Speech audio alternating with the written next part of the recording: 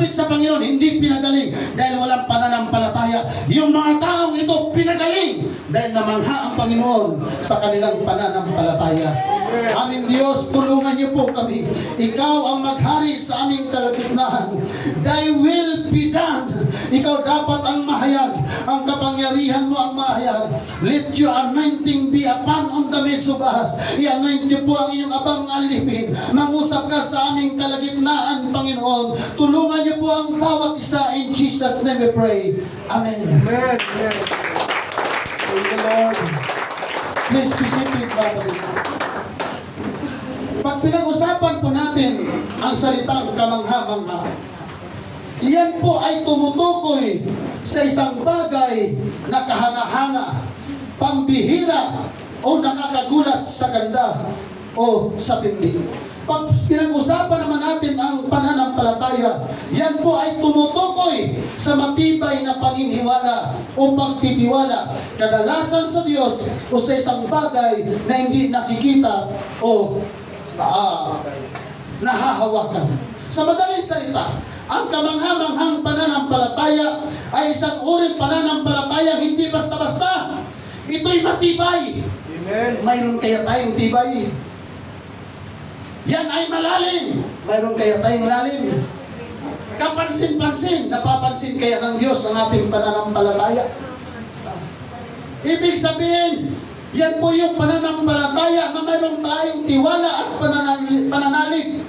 Lalo na po sa gitna ng ating pong pagsubok. Sa madaling salita, kapag pinag-uusapan po natin ang kamanghang pananampalataya, ito po hindi nakikita sa panahon na tayo'y mayaman. Ito po hindi nakikita sa panahon na tayo'y sagana. Ang kamanghang pananampalataya, ito po'y nakikita, mga kapatid, sa gitna ng unos na ating pong pinagdaraanan. Pero tayo'y naniniwala na tayo'y patuloy na umasa sa ating pong Panginoon kahit nahihirapan ka na. Tama?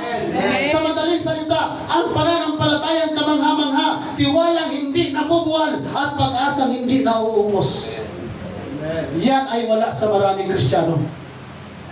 At nakakalungkot na pati sa mga taga-UPCLSU ay walang ganun. Mayroon kayang kabibiliban ang ating pong Panginoon sa umagang ito. Kasi po kung pag nilay-nilayan po natin yung ating pong binasang talata, mga kapatid, ay hindi po ordinaryong pananampalataya ng taong ito. Hindi pangkaraniwan, pero ito ang Panginoon Jesus, hari ng mga hari, namamahal sa Kanya. Hello? May kausap pa ba ako, mga kapatid? Kaya-kayang ipagmalaki tayo ng Diyos dahil mayroon tayong pananampalataya? O iisnapin lang tayo ng ating pong Panginoon? Pero ito ang sabi niya, wala pa akong nakitang tao na ganito kalaki ang kanyang pananampalataya sa bayan ng Israel. Sa bayan ng Israel kaya. Kung pananampalataya ang pinag-uusapan, mga kapatid, ano kayang pananampalataya mayroon tayo? Mula sa mga young people, mula po sa mga elders, para sa atin pong lahat, mga kapatid, ano kayang pananampalataya na mayroon tayo? Sir, nag-pray ako na magkaroon tayo ng Pentecostal Village. At kung luluobin ng Panginoon, hindi na basta Pentecostal Village, dahil mayroon din itatayong school. Kaya pala may dinala ang Panginoon para bumisita sa bahay. And I claim that in the name of Jesus. Wala tayong mga resources, pero mayroon tayong pananampalataya. Amen? Yes. Pero mo po yung senturyong ito, hindi Pentecostal. Hindi siya Hudyo, mga kapatid. Pero matindi, nakabilib niya ang ating Panginoong Hesus dahil yung taong ito hindi nakadepende sa himala. Nakadepende siya kung paano niya kinikilala ang ating Panginoong Hesus. Maraming mga tao pumapasok ng simbahan, ang hinahanap ang himala, hindi ang Diyos. Amen. Pag sa Bible pala, mga kapatid, huwag muna natin hanapin ang himala. Hanapin muna natin kung sino si Jesus. Amen. Oh God. Grabe. Nakita ng Diyos na yung taong ito, yung kanyang pananampalataya mula sa puso, hindi mula sa puso. Dahil maraming mga taong malakas lang sumigaw, pero yung puso malayo sa Diyos. Amen. Grabe. Alam niyo po, pag pananampalataya ang pag-uusapan po natin, mayroon po mga tao na ang pananalig mahina. May mga taong ang pananalig lumalago. May mga pananalig na kamangha-mangha. Sa tatlo na yun, saan kaya tayo doon? Kamangha-mangha, lumalago, mahina. Lumalago. Tayo po mga Kristyano, layunin po natin, hindi naman tayo basta mananampalataya, kundi tayo namumuhay sa pamamaraan na napapansin ng Diyos yung ating pananampalataya. Kanina nga lang mga kapatid ang pagsamba sa Diyos, huwag din ang hayaan sumigaw pa yung mga worship leader. Every time na tayo tatayo na para sa samba sa Panginoon, dapat excited na tayo. Hindi yung humihingap tayo mga kapatid, kasi parang gusto pa natin matulog. Ang simbahan, ang pananambahan ay hindi lugar ng tulugan. Ang pananambahan ay kabalay pananambago na dapat tayo sumasamba sa Panginoon. Kung gusto natin pagpalain natin tayo, bigay natin yung the best. Itong taong ito wala sa loob ng simbahan, pero napabilig niya ating Panginoon Isus, tayo ilang taon na tayong sumasamba. At tayo binapapansin ng Panginoon kasi pagpupuri lang wala na tayo eh. Every time na tayo, hindi na dapat walang sumisigaw, kundi lahat tayo sumisigaw. Pagpupuri sa ating Panginoon. Ugaliin natin yun mga kapatid. Sabi ka lang sa discontention natin, sa artista, grabe tayo makatuli. Tapos tayo tatayo, tayo sasamba sa ilalim na presensya ng Diyos. Nagaganyan-ganyan tayo mga parang, kaya pala sabi ng Bible, ang tingin ng Diyos sa mga taong kulang ang pananalig sa Kanya, patay.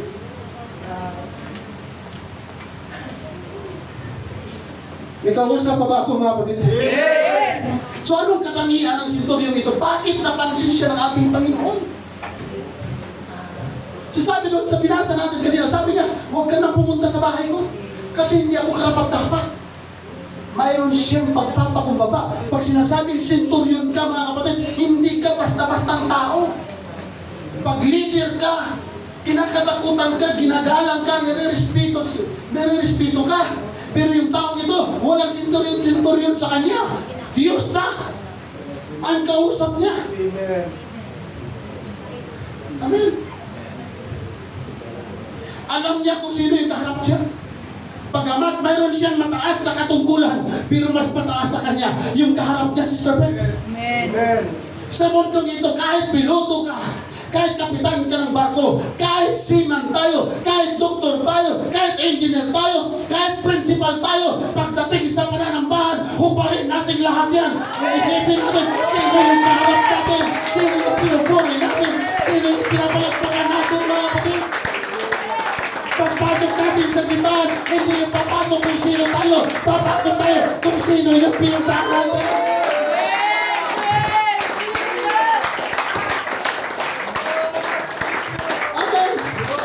Hindi umasa ang taong ito sa sarili niyang kakayanan. Kahit sa doktor siya magpunta, asikasuhin siya, mayaman siya. Pero yung sabi niya, sabihin mo lang, sino po may tiwala sa salita ng Diyos? Amen. Sabi ng senturyon ito, hindi ako karapat-dapat na puntahan mo sa bahay. Ako din ay mayroong nasasakupan. Pag sinabi ko, pumunta ka doon, pupunta. Pag pumunta ka sa akin, lumalapit. Ibig sabihin, ginagalang siya, brother Rod. Ano mang utos niya, sinusunod. Pero anong sabi niya? Jesus, huwag ka na pumunta sa bahay. Sabihin mo lang na gagaling ang alipin ko. Amen. Sa madaling salita, kahit hindi ka Elihas, kahit hindi ka ipapipray, kung naniniwala tayo sa salita ng Diyos, there is power in the name of Jesus. Na naman ang ating karamdaman, na naman ang ating pinagdadaanan, kaya tayo pakalingin ng ating Panginoon, mga kapatid. Kung meron man tayo sa kahinaan, meron man tayo sa kalungkutan, yung salita ng Diyos ay may kapangyarihan, mga kapatid.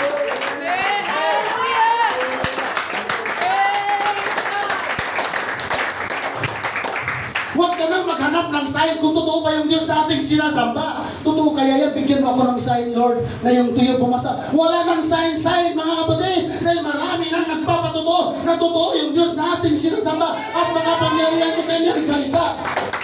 Yung mundo na ating ginagalawan, yung lupa na ating inaapakan, sinalita lang ng Panginoon yan. Yung dagat, sinalita. Yung laman ng dagat, sinalita. Lahat ng bagay na ating nakikita. Yung mga pananim, nagtanim ba ang Panginoon? Nagsalita lang siya. na magkaroon.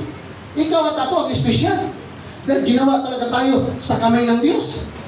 Minsan, kung sino pa yung ginawa sa kamay ng Diyos, yan pa yung tamad na magpuri at magpasalamat sa Diyos. Right. Yan pa yung mga, kung sino pa yung ginawa ng kamay ng Diyos, yan pa yung walang pananampalataya sa Diyos. Mabuti pa yung mga puno, mabuti pa yung mga isda, mabuti pa yung mga halaman. Pag naririnig ang pangalan ng Panginoong Isus, ang sabi mga kapatid, nagpupuri sila. Tayo pa kaya na espesyal ng ating pong Panginoon.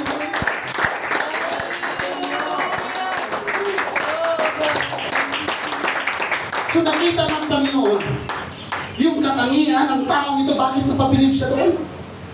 Hindi niya inutusan ng Panginoon. Hindi niya inutusan eh. Basta nagsabi siya na yung kanyang alipin may sakit, hindi niya sinabi, dahil centurion siya, punta ka sa bahay. Kasi pag hindi pumunta si Jesus, kung utusan niya, pwede niya ipakulong eh. Tayo, may kausap ako mga kapatid. Ang galing natin mag-utos sa Jesus. Ang galing natin mag-utos sa Diyos. Panginoon, ingatan mo siya. Panginoon, pahingi ako. Panginoon, ganito. Di ba? Grabe tayo kumakautos. Panginoon, wag mo siya. Ginagawa natin utusan ng Diyos. Amen.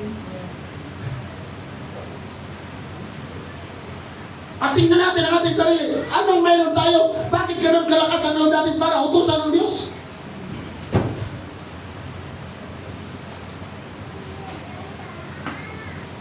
Tingnan niyo mga kapatid. Ginawa na natin katulong ang Diyos. Kaya pala minsan meron tayong mga prayer na hindi tinutugon ng Diyos. Dahil meron pong tinitingnan ng Diyos sa atin. Ang taong ito, alam niya kung saan niya ilulugar ang kanyang sarili. Hindi siya mayabang. Hindi siya nagmamataas. Nandoon ang kanyang pagpapakumbaba. Bakit siya bumili? Dahil humingi siya, hindi para sa kanyang sarili. Humingi siya para sa kanyang alipin. Tama? Tayo minsan mga kapatid, makasarili. Gusto ko ng high-ace. Gusto ko ng 7 palpag na bahay. Gusto ko ng swimming pool. Hindi naman masama mga kapatid. Pero nasa tamang konteksto pala dapat ang ating pong mga ginagawa. Amen? Amen. Kasi po, ang taong walang tiwala sa Diyos, hindi ka magkakaroon ng pananalig. Tama? Amen. Magkaroon muna tayo ng pananalig. Magkaroon muna tayo ng tiwala sa ating pong Panginoon.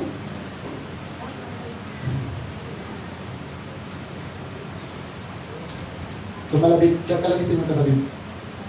Amen. Napansin kayo ng Lord yung pupuri natin?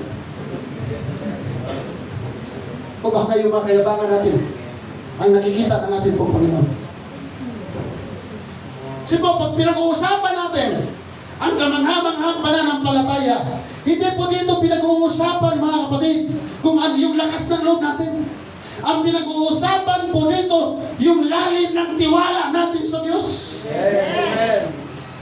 Pag sinasabi kasi yung tiwala, na alam mong hindi ka tutulungan, pero nagtitiwala ka pa rin sa Kanya, na darating na ang araw, tutulungan ka. Yan po ang ibig sabihin ng tiwala.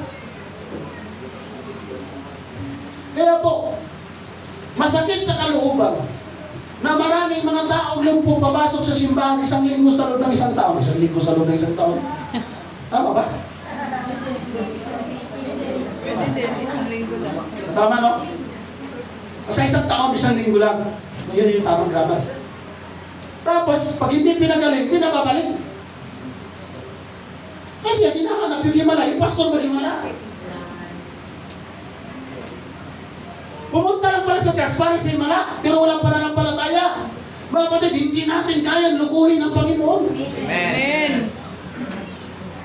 Huwag kang pumunta dahil meron kang pangangailangan. Huwag kang sumamba dahil meron kang kailangan sa Diyos. Sumamba tayo dahil meron tayong pananampalataya sa Diyos.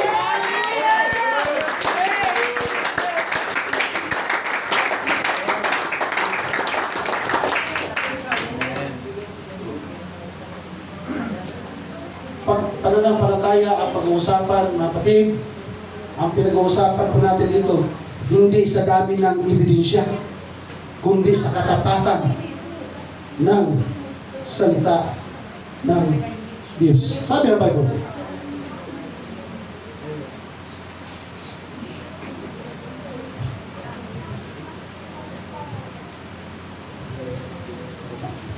Thank you, Brother Carl. Alam niyo yung pahinga kapatid? Mustasa. Butil ng mustasa. Gaano siya kaliit? Sobrang liit. Pero pag naitanim na, malaki na. Di ba sabi ng Panginoon, magkaroon lang kayo ng pananampalataya na kasing laki ng mustasa. Pag mayroon tayo niyan, anong mangyayari? Di ba sabi ang bundok? Kaya mapalipatin. Obserbahan niyo mga kapatid. Bakit mayroon tayong mga prayer at pangangailangan hanggang ngayon wala pa? Baka pagdating sa pananampalataya, tayong lahat bagsak sa harapan ng Diyos. Amen. Baka yung ating pananampalataya ay wala pa sa kalahati ng mustasa. Pero yung itong taong ito, wala akong nabasa sa na nag-fasting siya. Wala akong nabasa na nag-revival siya every Sunday. Brother Rod, pumunta lang siya sa Panginoon dahil may sakit yung alipin niya. Napabilib sa kanya. Nasabi ng Panginoon, kahit kailan hindi ako nakakita sa bayang Israel ng taong ganito kalaki ang pananampalataya. Amen. Tapos tayo mga Pentecostal, mga kapatid, wala tayong pananampalataya. Aray naman. Amen. Kaya pala, hanggang ngayon, ganito lang pala binibigay sa atin ng Panginoon yung Iglesia. Dahil hindi pa talaga tayo pwede lumago at yumabong na marami. Hello? Kasi kung ang bawat isa sa atin, kung mayroong pananampalataya na mas maliit pa sa mustasa o kasing laki ng mustasa, pag naitanim tayo mga kapatid, tayong lahat ay lalago at dadami tayo sa pangalan ng ating Panginoon Yesu Cristo. Minsan po kasi, hindi na tayo nagpipay ng kaluluwa. Ang pinagpipay natin, puro material things na lang. Ang sabi ng Bible, huwag kayong makiayon sa takbo ng sanglibutan ito. And set your afflictions on things above, not the things on this earth. Pero ang totoo mga kapatid, baliktad ang nangyayari. Hindi naman masama, hindi naman tayo pinagpapawalan. Pero minsan nawawala na tayo sa alay.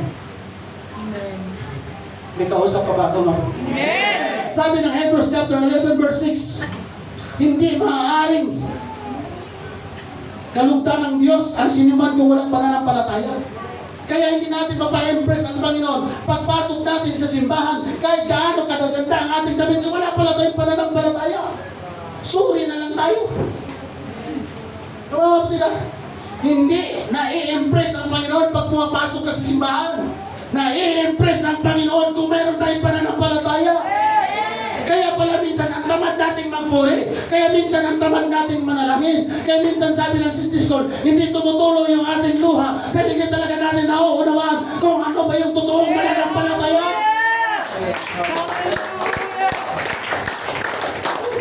Sabi mo sa ito, natin totoo kang pananampalataya. Bakit para tayo patay kanina magpuri? Sabi mo sa katabi mo, huwag na natin hintayin na sigawan tayo para magpuri. Tayo na muna ang sumisigaw. Hallelujah sa pagpupuri sa pangalan ng ating Panginoon. Iba yung pananampalataya sa sinasabi sa pananampalataya na may sinasabing kasamang gawa. Tama ba mga kapatid? Yes, meron pala talaga pananampalataya na walang gawa. Pero ang totoo palang mananampalataya sa Bible, may kasama ang gawa. Yung palang paggawa yan sa Panginoon. Yung pagbuka ng ating labi, gawa yan para sa Panginoon. Yung pagsayaw, yung pagawin natin, gawa yan para sa Panginoon. Kaya gawin natin yung lahat mga kapatid para sa Panginoon Diyos.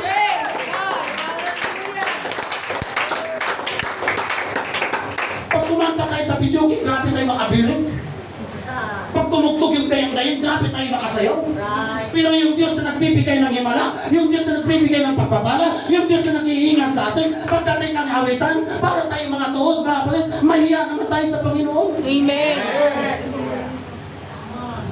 Yes, totoo yun mga kapatid. Sabi ng Marcos, magkaroon kayo ng pananampalataya sa Diyos, anumang bagay na hiningi nyo, kahit wala pa, angkinin mo na mayroon na.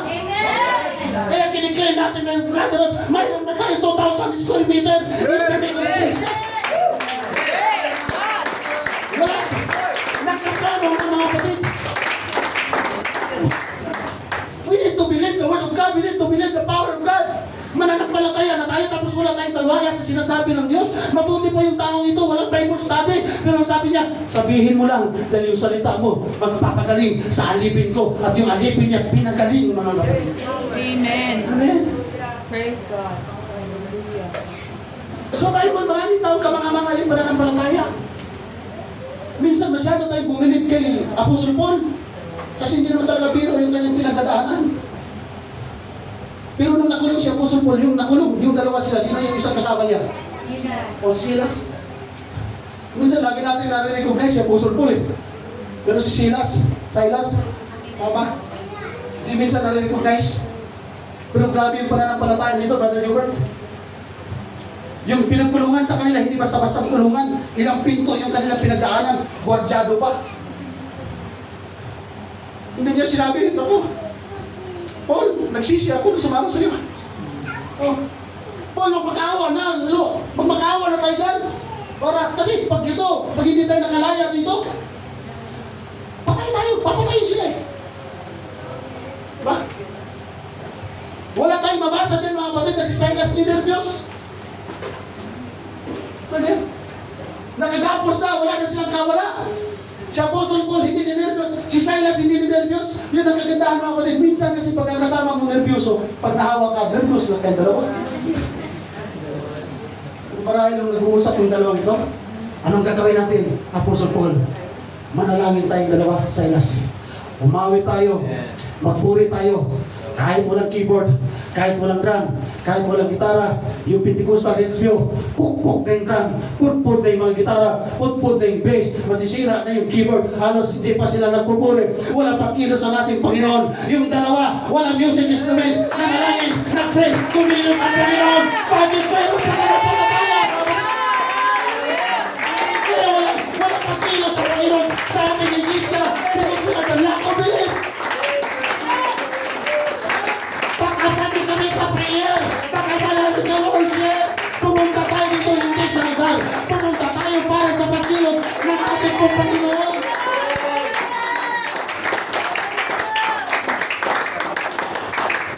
Tingnan niyo po maraming mga simbahan walang ganitong instruments. Amen. Pero malagaw sila. Amen. Dahil meron silang pananampalataya sa Panginoon. Tayo kinumpleto na ng Diyos mga kapatid. Tanungin ko po kayo, ano pang kulang sa mission nito? Para magbigay tayo ng tulong sa pagkulang. Alam niyo po kung anong kulang? Yung pagkilos ng Holy Ghost. Kasi hindi ko alam kung ilan lang ang nananalangin na pagkilos ng Holy Ghost. Nakakalungkot, sumasamba tayo nang hindi dahil sa Diyos. Tang sumamba, napakitang tao lang. Sumamba tayo dahil mayroon tayong pananampalataya sa Panginoon.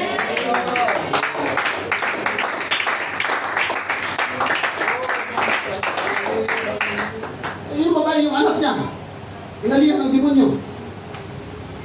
Isang Griega, Syrophoenician woman, lumapit sa Panginoon. Lord, maawa ka. Yung anak ko may sapi.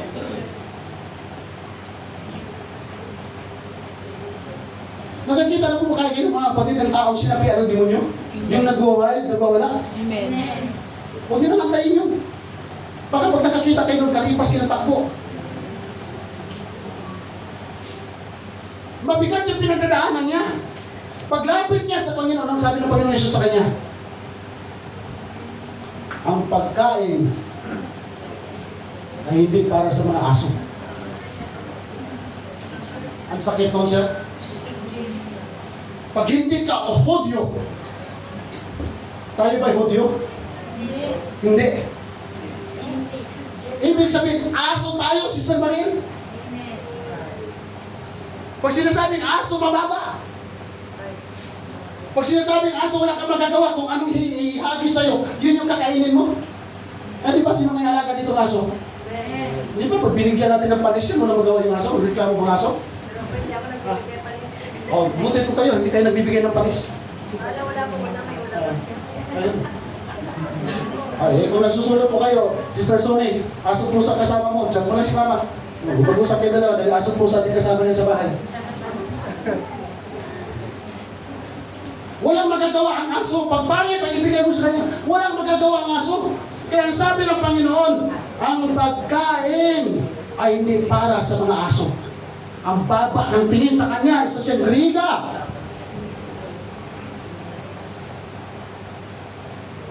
Pero ano sabi ng babae ito? Tama po kayo, Panginoon. Pero ang aso man, Brother Jess, ay may karapatan sa bawat mumho. Amen. Ano ba yung mumho sa Tagalog? Momo. Meron ba kumakain dito na yung pagkain yung may tirang kanin? Yung mga tira-tira? Ha? Ano sabi niya? Tama po kayo, Panginoon. Pero ang mga aso ay may karapatan sa bawat bungo na nahuhulog sa lamisa. Gulat ang Panginoon na mangha siya sa pananampalataya ng babaeng ito. Amen. Grabe! Pinagsabihan niya ng masakit. Sa totoo lang mga kapatid, aso tayo sa lahi ng mga Hudyo. Pero tingnan mo, ikaw at ako ay may karapatan sa bawat bahagi ng kapangyarihan ng Panginoon. Kaya sabihin pa natin tira-tirang kapangyarihan, pero grabe pa rin ang kapangyarihan ng Diyos kahit tira-tira lang. Sabi ng babae, Lord, kahit tira-tira lang ang ibibigay mo sa akin, pero mayroon akong karapatan. Kaya ang sabi ng Panginoon, ayon sa pananampalataya mo, ngayon din magaling na ang anak mo. Kaya pala yung ating karamdaman, yung ating nararamdaman, yan po ay gagaling ayon sa pananampalataya natin sa Panginoon. Yung ating problema may solusyon ayon sa ating pananampalataya sa Panginoon. Amen. Amen. Hindi ba lahat ng may pananampalataya, taas ang kamay? Dalawang kamay mga kapatid. Yes. Bakit ko po pinataas ang kamay? Yung mananampalataya. Kasi yung tunay na mananampalataya, mga kapatid, pagdating ng altar call, yung iba gusto nang umuwi. Yung iba gusto magpuri. Mamaya walang magbubukas ng pinto. Yung nakataas ng kamay, magpuri tayo. Dahil mayroon tayong pananampalataya. Hindi tayo sumasamba para nagmamadaling umuwi. Sumasamba tayo dahil mayroon tayong pananampalataya. Hindi ba natin palakpakan ang Panginoon, mga kapatid?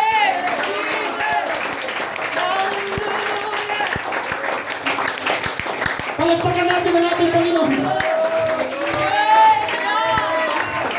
Sabi ng Bible,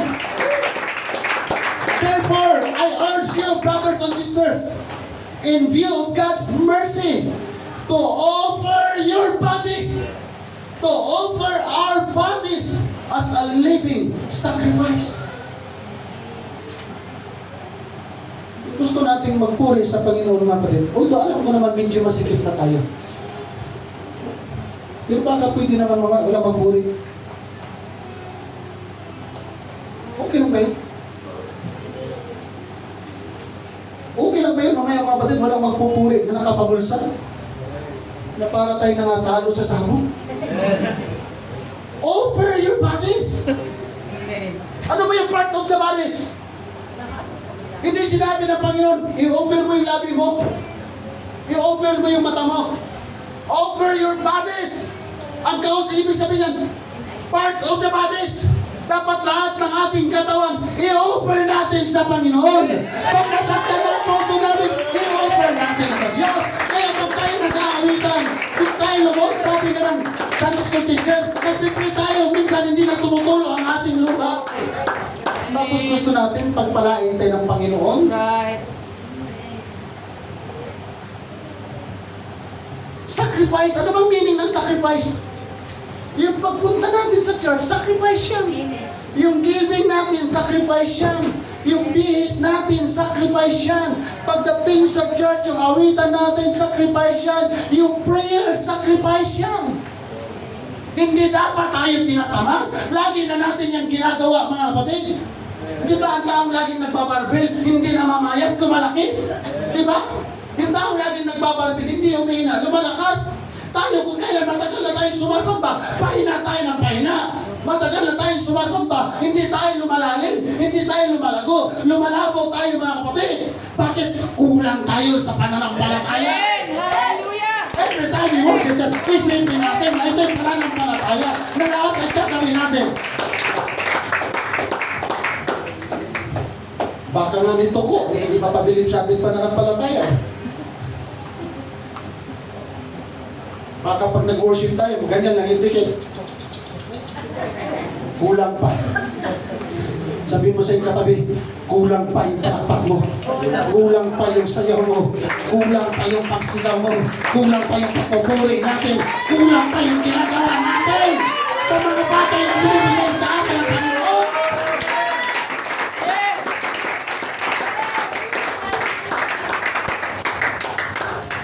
Mga kapatid, yung babae inaagasan ng dugo, bakit sa likod siya lumapit sa Panginoon, hindi sa harap? Hindi ba siya pwedeng sa harap lumapit sa Panginoon? Bakit napabilib ang Panginoon sa kanya? Alam natin yung kwento. 12 years siyang may sakit. As a Levitical law, sa batas ng Leviticus, sa lumang tipan, pag inaagasan ka ng dugo, marumi ka. Amen. Hindi ka pwedeng lumapit ng kahit kanino, ng rabay, ng rabi, ng matataas na tao. Pag mayroon kang ganyang klaseng sakit, reject ka na.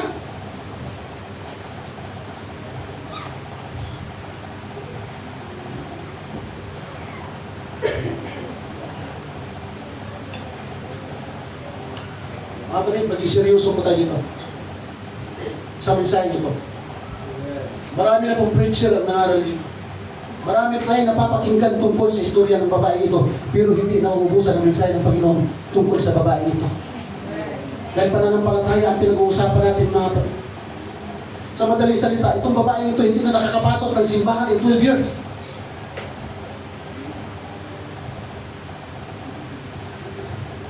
Ibig sabihin, unclean, marumi. Hindi ka na pwedeng lumapit sa maraming tao pinagdidiriyan na si Sir Manil. Hindi na siya pwedeng magmaritis. Yung dating katsikahan niya, nilalayuan na siya. Dating kapitbahay niya, hindi na siya pinapansin. Pag nakikita siya, ang mga tayo sumisigaw, andyan na naman yung babaeng marumi. Andyan na naman yung babae nakakadiri. Isa na natin yung pinto natin. Magtago na tayo. Sa madaling salita, ang babae ito nakakaranas ng pangalipusta. Nakaranas siya ng kapihan. Nakaranas siya, inalisan siya ng karapatan sa lipunan. Sa madaling salita, wala na siyang halaga.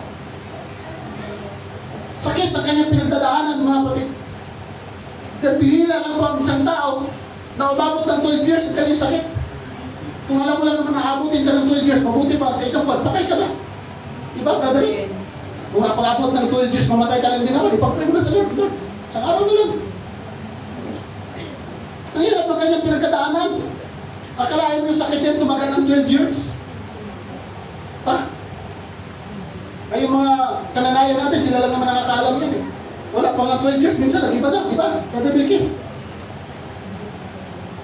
Pero ito, 12 years.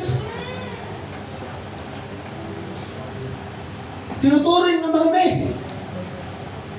Masaya ka ba 12 years? Wala ka ng kaibigan?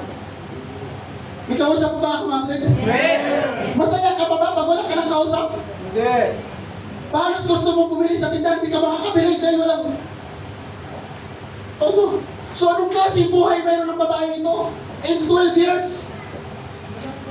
Kabag. Hindi lang ito basta malungkot, Sister Lynn. Sobrang kalungkutan. Di ba, Brother Jess? Prayer meeting, 4 lang, di ba medyo malungkot? Pero masaya. Pero masaya po kayo. Kaya po, Pastor. Oo, malungkot po ako dahil hindi pa ako nakapunta. Dahil yun po ang paborito ko, prayer eh. Amen. Kahit wala ako sa church, mga batid, meron akong inalaang prayer at fasting sa bahay. Kasi sarap ng prayer eh. Yan yung buhay natin mga Kristiyano.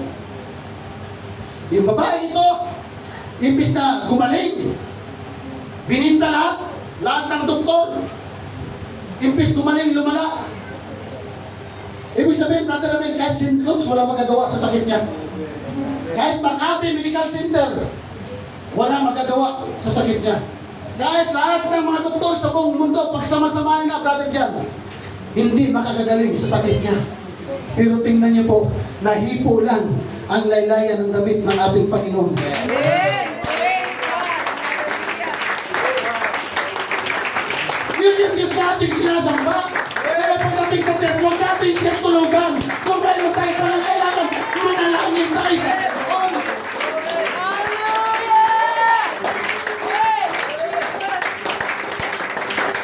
Huwag na natin hintayin na utusan pa tayo para mag-pray. Huwag na natin hintayin na mayroon pa tayo para lumapit sa Panginoon. Yung babae ito, nilayan ng lahat. Pero may ginawa siya, mga kapatid, para matangkin ang ating pong Panginoon.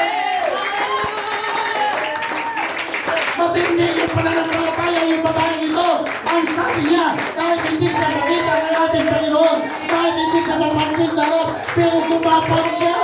Maabot ko lang ang laylayan. Kaya sa lahat na mayroong problema ngayon, sa lahat na mayroong pinagdadaanan ngayon, lumapit tayo sa presensya ng Diyos, sa laylayan ng kapangyarihan ng ating pong Panginoon. Isigaw natin yung pananampalataya natin sa Panginoon.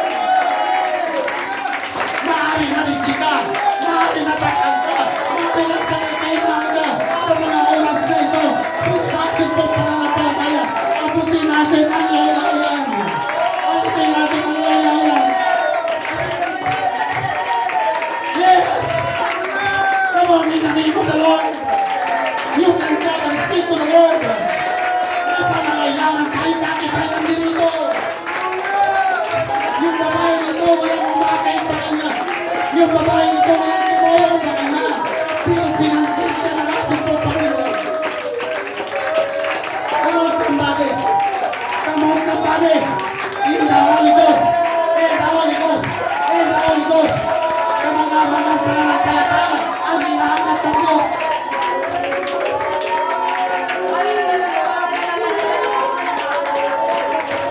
Kung tutuusin, hindi naman talaga siya magkakalapit sa Panginoon. Pero mayroon siyang pananampalataya. At yung may pananampalataya, yun yung tinutugon ng Panginoon. Yung may pananampalataya, yun ang pinapansin ng Panginoon. Kaya sa umaga ito, kung wala kang pananampalataya, huwag ka na magpuli dahil tayo ka. Pero kung mayroon kang pananampalataya, at kakatao tayo magpuli, huwag tayo magkawat. Kaya ang mayroon tayong gagawin para mapansin tayo ng ating pong Panginoon. Sige, hindi tayo nagmamadali.